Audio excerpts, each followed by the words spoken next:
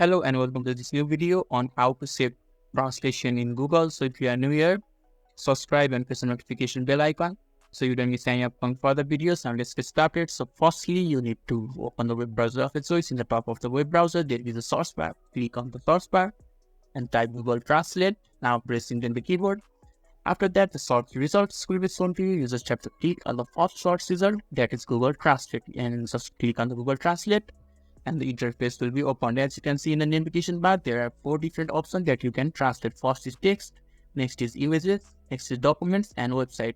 These are the things that you can translate. So I'll just give you an example by translating a text to another language. I'll just type hello and I'll press enter and it will translate it in Spanish. So in order to save the translation, you just have to go to the translation, and in the top right side of the translation box, there is an star sign. You just have to click on it and your translation is saved. So this is how you can easily save translation in Google. So if this video is helpful to you, don't forget to leave a like button. Thank you.